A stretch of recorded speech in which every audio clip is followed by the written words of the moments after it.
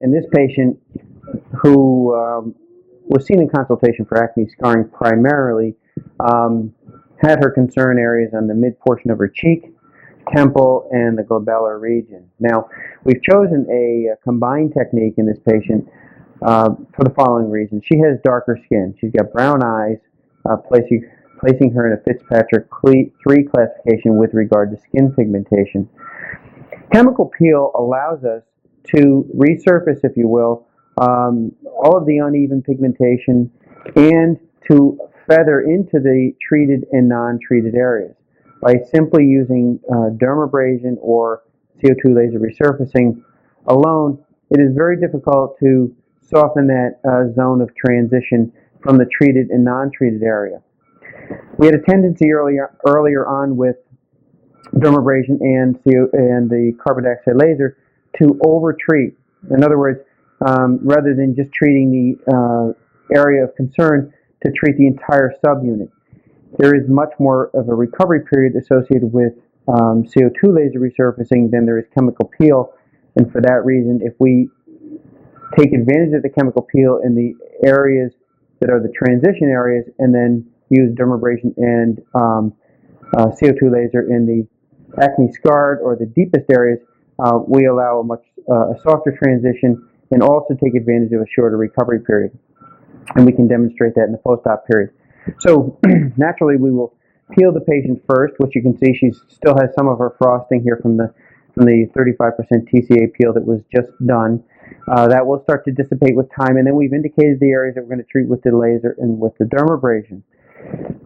Again, early on, we used to be overly aggressive with the CO2 laser in the areas of concern, but the problem with that is, one, I think that you do have a mechanical advantage of the dermabrader that you don't get with the CO2 laser, namely the taking down the rough edges of the acne scarring.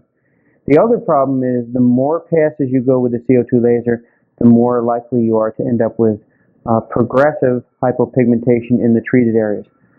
We do feel there's an advantage with the CO2 laser over dermabrasion, namely that with the second pass you get some collagen shortening and tightening of the skin that you don't get with dermabrasion. So our approach here is to do a full face chemical peel and then go back and dermabrade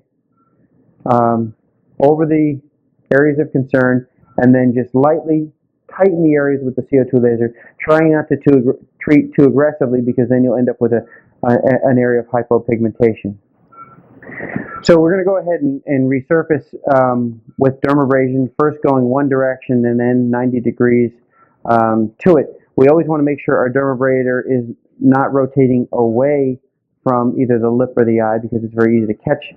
Those tissues are very supple. And we also want to be very sure that we don't catch the sponge. Everyone who's has learned this technique has caught the sponge at least once or twice in the dermabrader, and it becomes frightening for the patient, especially when you're doing a small area. So this is quite loud. Let's start in the most dependent area. And you want to just get to a point where you see that petechial bleeding. It takes a little practice and experience, but even with a wire brush, it's something that can be mastered.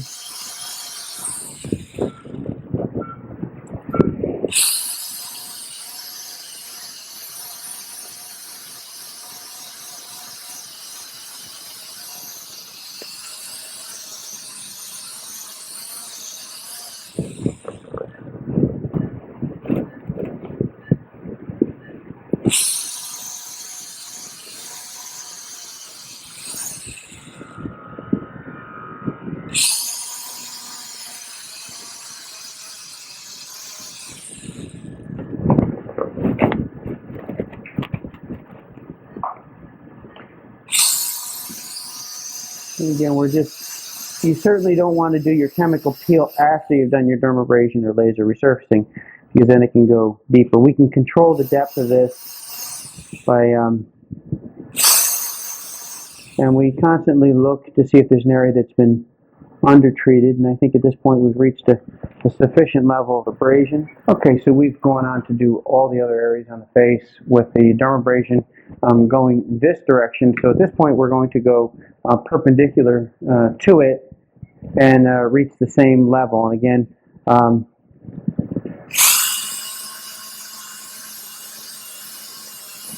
we do like to start usually in the most dependent area. And what you're doing is you're creating perpendicular micro lacerations of the skin. So we've completed our dermabrasion in the involved areas of acne scarring, and we've done our chemical peel, and now we will just go back with the carbon dioxide laser and do about one pass, maybe two passes. Really, the second pass is the one that gives a little tightening, but we don't want to over-treat the area, so we'll do about 1.5 to 2 passes on the areas that we're treating for scarring. Okay, so let's go ahead and turn on the laser. So we've completed the dermabrasion here as well as the chemical peel, and now at this point we will begin the resurfacing. We're using the carbon dioxide laser at the start safe parameters for vaporizing tissue, and we're going to do at least a good one solid pass to second pass. This also helps with some hemostasis, not that that's really an issue.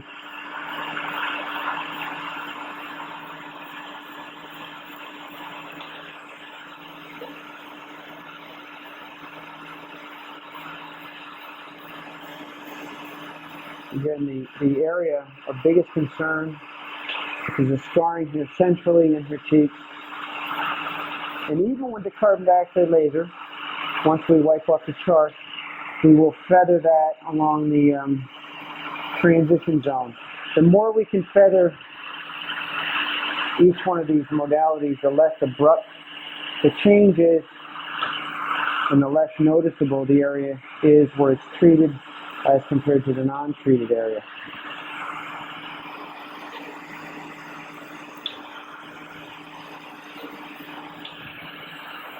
Okay, wet sponge crease.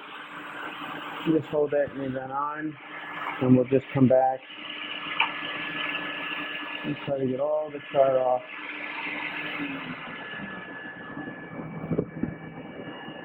Okay, here's the laser back again. And we'll go back for our second pass, the deepest part.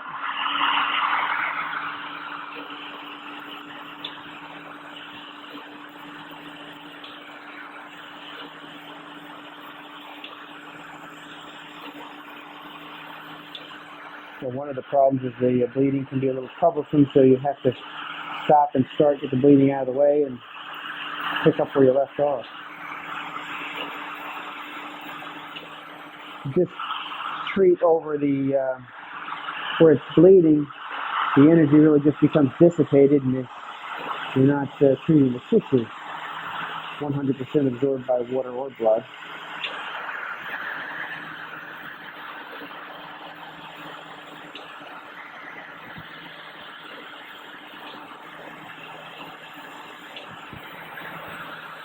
So that's about it for that area.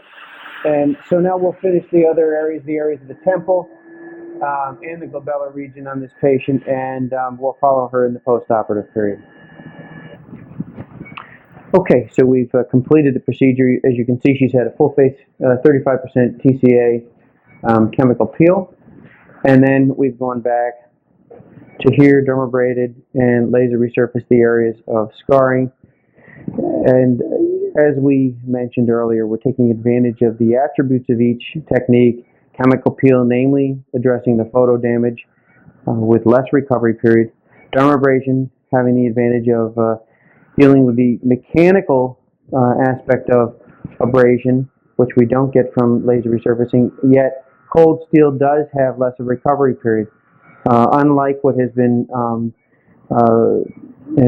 popularized in the women's magazines and the lay press, laser resurfacing does have more of a recovery period than dermabrasion. So if we can use dermabrasion and laser resurfacing, taking advantage of the attributes of each. We can cut down some of the amount of laser resurfacing that's done on the cheeks. We've done about 2 passes here on the cheeks and in the temple and glabella region. So at this point, we will go ahead and put our interface dressing on with Aquaphor and follow this patient over the next week to 10 days.